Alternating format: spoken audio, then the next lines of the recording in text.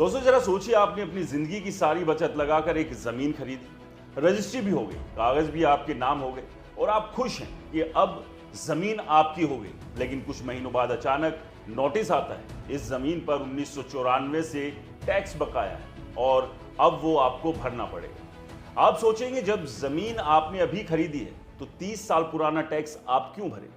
यहीं से शुरू होता है जमीन खरीदने का सबसे बड़ा जाल, रजिस्ट्री और म्यूटेशन का खेल। दोस्तों भारत में हजारों लोग जमीन खरीदने के बाद इसी सिस्टम में फंस जाते हैं और कई बार रजिस्ट्री होने के बावजूद जमीन पर मालिकाना हक भी खतरे में पड़ जाता है। आज हम आपको बताएंगे कि जमीन खरीदते समय कौन सी 2 गलतियां आपकी पूरी जिंदगी की कमाई डुबो सकती हैं। दोस्तों भारत में ज्यादातर लोग ये समझते हैं कि जमीन की रजिस्ट्री हो जाने का मतलब जमीन पूरी तरह उनके नाम हो गई, लेकिन असलियत इससे बिल्कुल अलग है। जमीन खरीदने के बाद असली प्रक्रिया अभी बाकी रहती है और उसे कहा जाता है म्यूटेशन या दाखिल खारिज। समझिए इसे आसान भाषा में, मान लीजिए एक जमीन पहले रमेश के नाम थी और आपने वो जमीन रमेश से खरीद ली। रजिस्ट्री ऑफिस में जाकर आपने रजिस्ट्री करा ली। अब कागजों में जमीन आपके नाम हो गई, लेकिन यहाँ एक बड़ी समस्या है।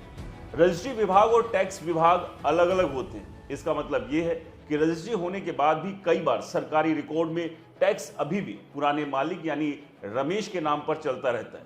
जब तक टैक्स विभाग में जाकर म्यूटेशन यानी दाखिल खारिज नहीं कराया जाता, तब तक सरकारी रिकॉर्ड में जमीन पूरी तरह आपके नाम नहीं मानी जाती। यहीं से शुरू होता है असली झमेला, क्योंकि म्यूटेशन की प्रक्रिया अक्सर 40 से 45 दिन तक चलती है। इस दौरान जांच होती है कि जमीन सच में बेची गई है या नहीं, कहीं विवाद तो नहीं और कोई आपत्ति तो दर्ज नहीं। लेकिन कई मामलों में यह प्रक्रिया भ्रष्टाचार का सबसे बड़ा जरिया बन जाती है। अगर किसी जमीन पर पुराने टैक्स का बकाया निकल आया तो नया खरीदार बड़ी मुश्किल में फंस सकता है। ऐसे कई मामले सामने आए हैं जहां जमीन खरीदने वाले को बाद में पता चला कि उस जमीन पर 20 से 30 साल पुराना टैक्स बकाया है।